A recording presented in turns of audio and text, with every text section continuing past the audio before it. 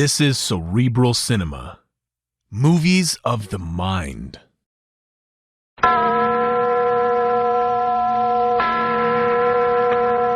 Adventures by Morse.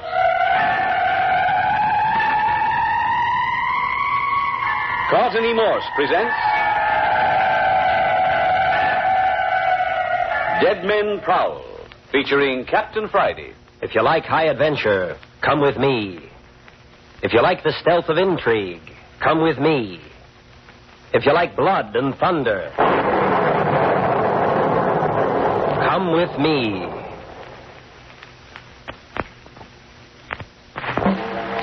Two days ago, Captain Bart Friday and his friend and guest, Dr. Croft, arrived in the little resort village of Holman, across the bay from San Francisco.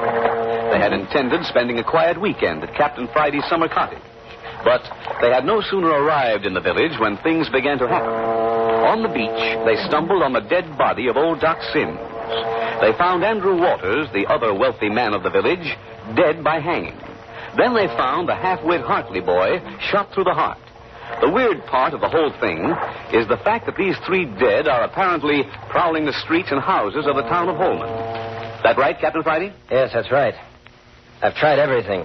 Handcuffed them, tied them down, even stuffed the three bodies in the refrigeration room at the morgue. But it didn't do any good. They're still prowling.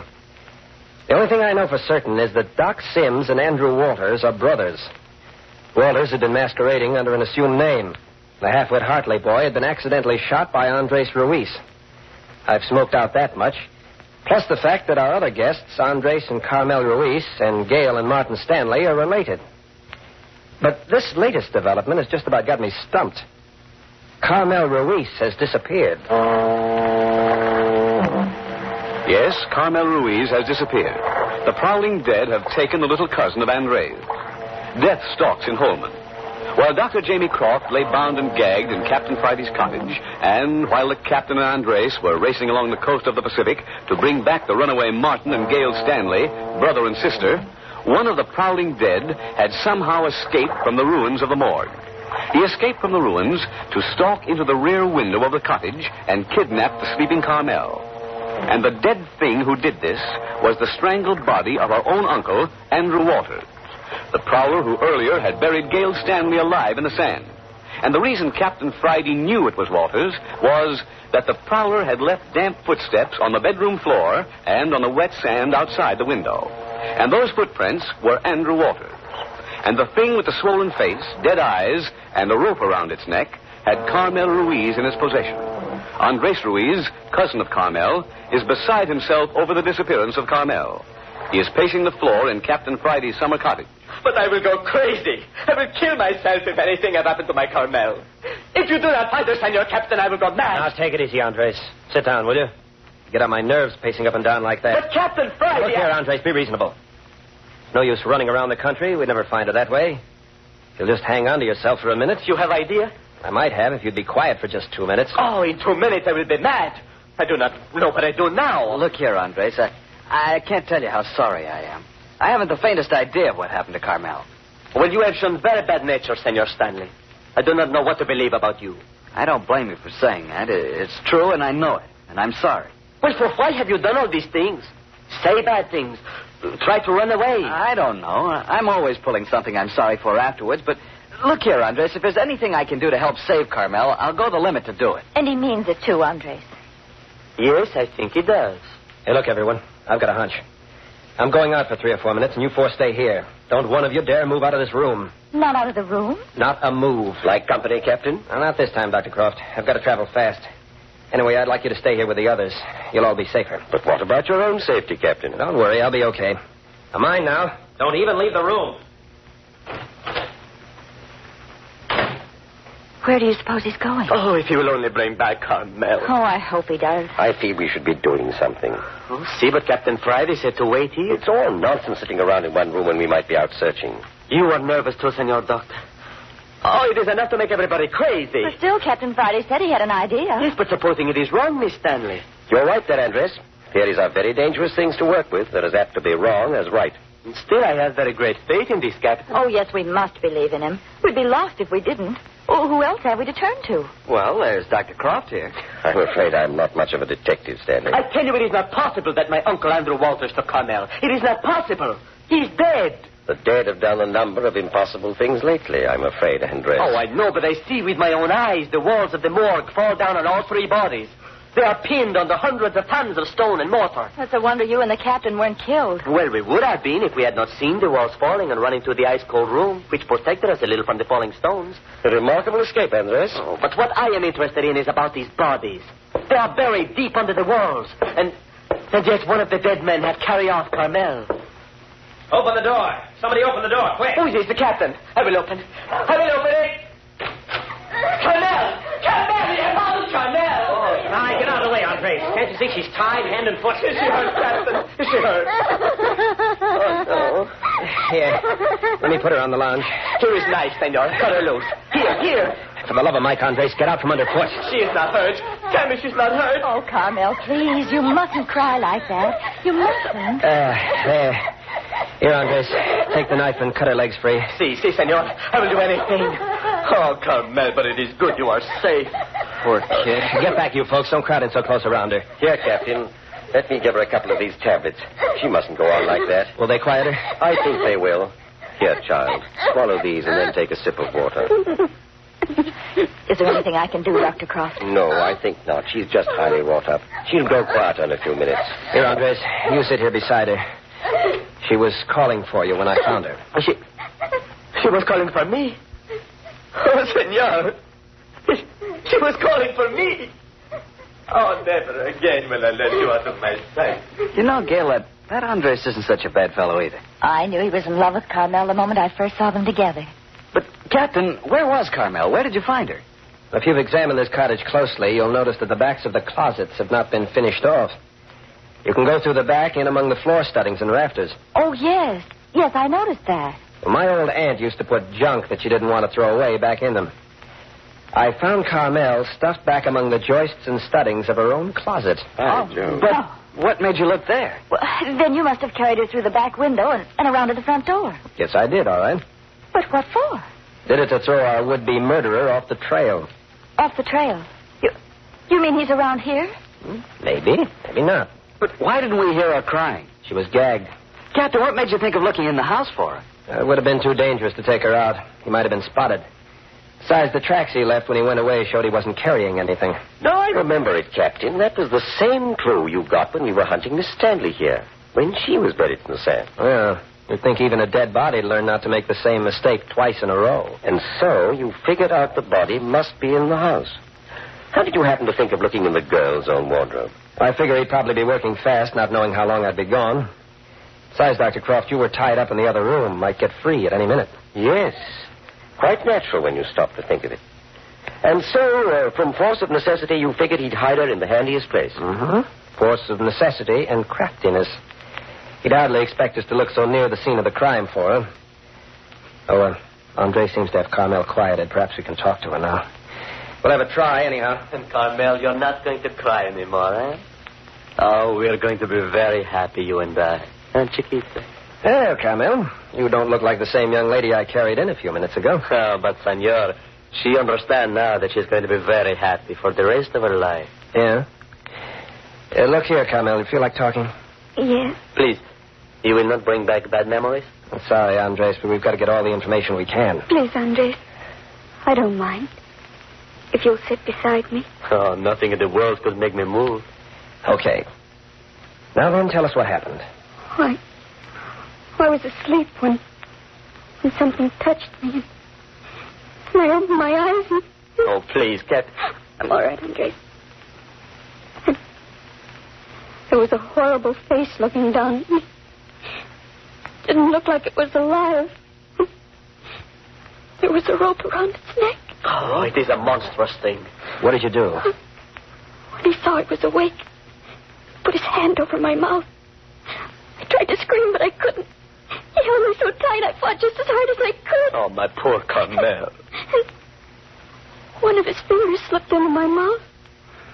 And I bit down on it just as hard as I could. You bit his finger, huh? Yes. And when he jerked it away, there was blood on his hand. Captain, A dead man doesn't bleed. Oh, exactly. No. Yes, that's just what I was thinking. What then, Carmel? Well, he put a cloth around my face so I couldn't see or scream after he tied me up so I couldn't move.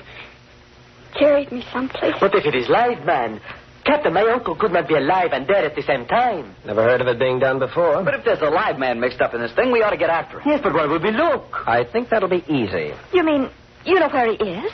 I have a hunch I can walk out that door into the hallway and march our friend Andrew Walters back in here in jig time. What do you say? You mean he's listening to us on the other side of the door? I have a hunch he's been listening, all right. Oh. Dr. Croft, you mind coming with me? Not at all. You armed? No, but... Never mind. I don't think we'll have much trouble. Now, you folks stay here. And I mean right where you are. I'll be back in 2 minutes with Andrew Walters, dead or alive.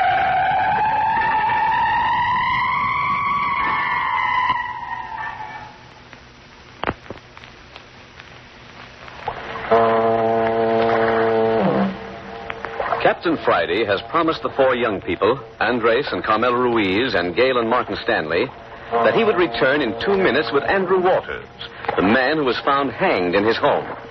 The eyes of the 4 are fixed on the doorway as it opens slowly and cautiously. That's him. That's Andrew Walters. Oh, he's the one that choked me. The rope around his neck. Oh, no. All right, go on in. I've got a gat in your back, and I won't hesitate. Take him away. Take him away. It's all right.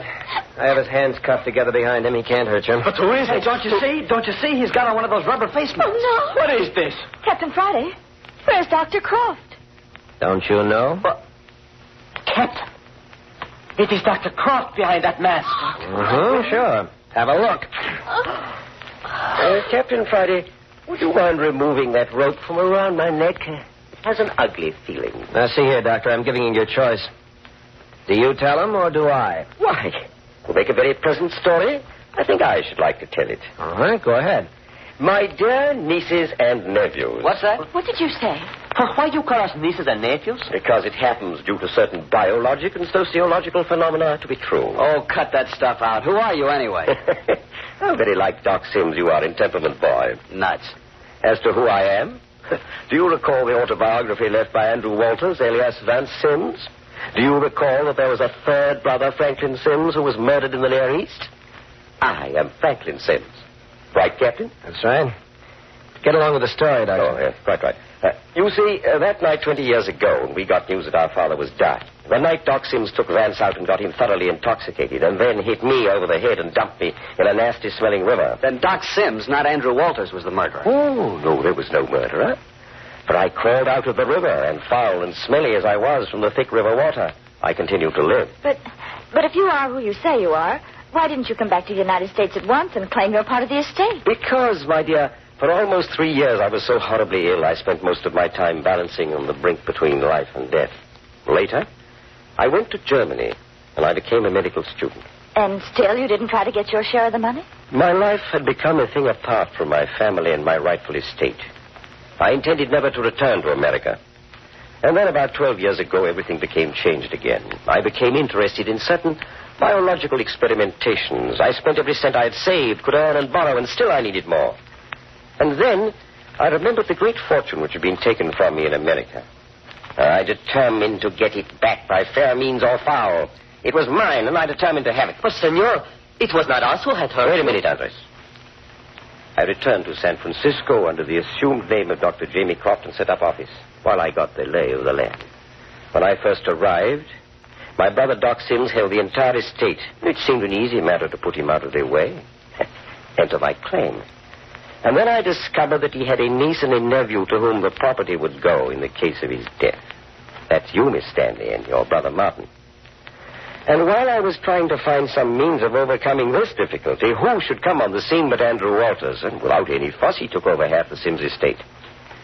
It took me 3 years to discover that he was my other brother, Vance.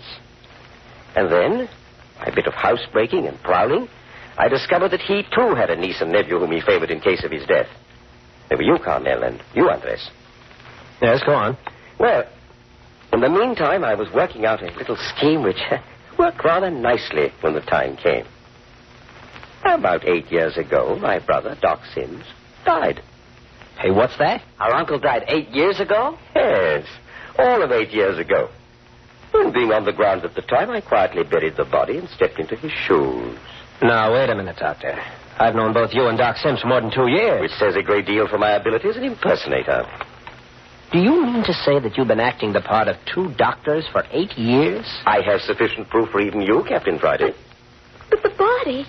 We saw the body of Doc Sims. That, my dear, was also a plant. For the last year, I've been taking care of an old chap over in my San Francisco office. He was a nondescript without any family. But he looked remarkably like me in my role of Doc Sims. For 6 months, I practically made him live with narcotics and drugs, waiting for the proper time to inject him into the picture. And when Andrew Walters mellowed and sent for Andreas and Carmel to come and live with him, I knew the time was at hand. Yeah? Well, you'll have to explain that a little. Easily. My whole trouble lay in the 4 cousins who were to inherit the 2 estates. They must be gotten rid of. With all 4 in Holman, I believed that might be attended to. You were going to kill us all? And so when my brother Vance, or Andrew Walters, as you know him, called you 2, I sent for Gale and Martin Stanley. What about this old fellow you passed off for Doc Sims? Now, Captain, I assure you I didn't kill him. The poor chap died a natural death. Dig his body out of the morgue ruin, show it to any coroner. Worn-out body will be the verdict. Died mighty handy for you. Quite, but the point is he did die, and naturally. Which, by the way, gave me the idea for the rest of this amusing little drama which has occurred since. And you admit that you're responsible for the movement of these bodies from the morgue? Naturally. And you admit burying Gale Stanley alive? My apology, Miss Stanley, but it wasn't necessary to my plan. Oh, you must be mad. Quite sane. Thank you, quite sane.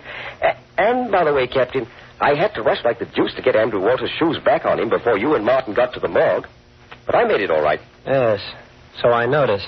You're the guy that took a shot at me in Doc Sims' study and clubbed Captain Friday over the head. Again, my apologies. I always was a bad shot.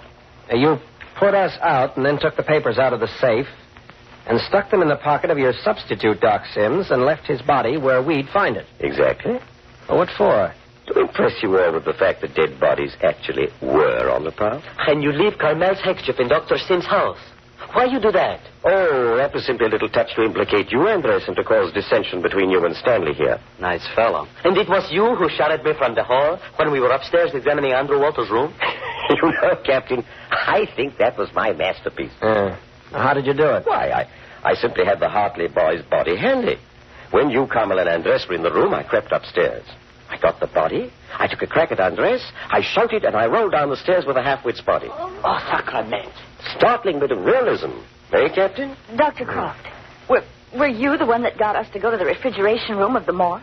I thought I had all of you that time. After knocking the captain out, I ran to the cottage and, changing my voice as much as possible, told you to go to the basement of the morgue. When you rushed in, I swung the door shut and there you were. Please, when we liked you so much, how could you do that to us? Oh, let's not go into that, please. Well, then I set the 3 bodies on guard. Startling effect, eh, Captain? Then you came back and dragged me in the closet with you and locked the door. And all the time we were breaking down the door, I had the key in my pocket. Seems to me I'm the guy that told you once that the solution to this business, once I got my hands on it, would be so simple I'd blush to think I didn't get wise to it sooner. Well, get an eyeful of me blushing. Oh, see here, Captain, you're not giving me enough credit. I admit, however, I made a couple of mistakes. One of them was forgetting to turn off the light in the morgue. If I hadn't been in such a hurry that time, you'd never have thought of searching the morgue until it was too late. See here, Doctor. How did you fix it so that the halfwit took a shot at me and then fell down the stairs? Simple. I braced the body against the handrail and hooked the gun in his coat. Fastened the trigger to the door with a piece of wire.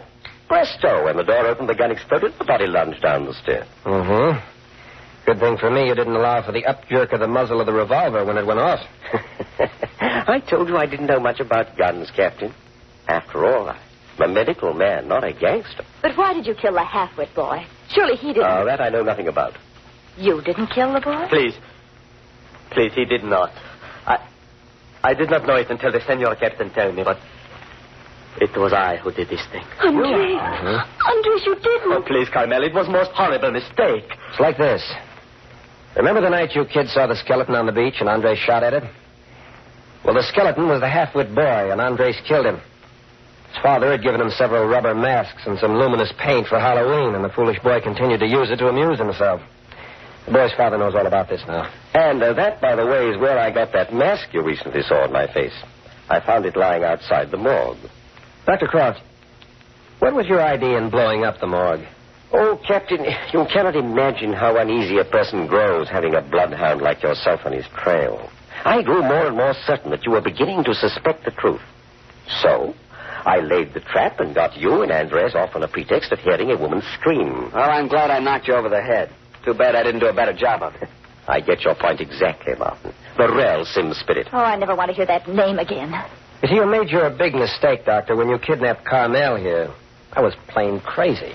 Yeah, you're right, Captain. But I was getting rather upset. Things were growing a little too warm. You'll have to excuse it on that basis, I'm afraid. You see, I'd stolen Andrew Walter's shoes again before I set the trap in the morgue. But I must confess I entirely forgot to make deep tracks in the sand when I left. Juicy thought this on me. Yes. So was that stunt of hiding your mask and rope and shoes in your medicine case after you'd finished with them? Undoubtedly. Oh, I can see a number of things I'd do differently if I were going to do it over again. You know, one thing puzzles me, though. How did you get the body of this substitute Doc Sims on the beach? Captain, I don't know if you realize it, but I angled like the juice to get you to bring me over to Holman on this particular weekend. Yeah, now that I think of it, you were plenty eager to come. Well, I got the invitation. The day we were to come over, I took the body in my launch, and I brought it over. The natives seldom walk on the beach, so I felt perfectly safe in leaving it there for a few hours. I got back to San Francisco just in time to meet you. Then we came over together. Oh. I presume you know we've got enough attempted murder charges against you to keep you behind bars for life. But you're not going to use them, are you, Captain? You think not? Drag these children through the mire of prosecuting their own uncle? Bring all his family history to light? Oh, no. We don't want to do that. I couldn't bear it. Exactly. That's just too bad. Now, look, Captain Friday, haven't we gone through enough? Are you folks crazy? I think the police department would like to have a little talk with Dr. Crofts. As a matter of fact... Come in. Hey, for crying out loud, Cappy, I've been... Oh, excuse me. I didn't know you had company. Oh, that's all right, Skip. These people are all friends. Yeah? Well, you sure got some nice friends, boss. Now, this is Gail Stanley. Miss Stanley, my right-hand man, Skip Turner. Hello, Skip. Howdy, Miss Stanley. And Miss Carmel Ruiz. Oh, how do you do, Mr. Turner? Miss Ruiz. Well, ain't that funny? You know, I think I remember meeting you before, Miss Ruiz. Carmel? Wasn't it down at, Skip. Huh? Did you come all the way from San Francisco just to meet my guests? Oh, hey, I almost forgot. We got an important job down south. Down south? Where down south? Hollywood. Here's a telegram. Who's it from? No say. Go ahead and read it. Meet me at Maggie's Intimate Drinking Salon, Sunset Strip, Hollywood, tonight at 8. Signed, A Desperate Sister. And what is this, a gag? Gag? I just got a phone call from the same gal, and she wanted us $1,000 expense money. Why did you phone? Well, just to be sure we'll be there at 8 o'clock tonight. Hey, look, we just got time to catch a 5 p.m. plane south. That's why I hustled over here. I got the ticket. She must be desperate. Come on, we ain't got no time to lose, boss. Okay, Skip, we'll look into it. Oh, by the way, you got your handcuffs? Why, sure, fine. Yeah, just slip them on Dr. Croft here. We'll drop them off at the Hall of Justice. You bet you. Here you are, fella. And another one. There you go. Nice little charm bracelet. Oh, see here, Captain Friday, I can afford... Save it for the judge, Dr. Croft. He loves those little stories. The rest of you check in with the police in San Francisco. I'll see you as soon as I get back from Hollywood. All right, let's go. Yeah. Oh, Carmel, if you should happen to be in Hollywood in the Come on, next Skip. few days...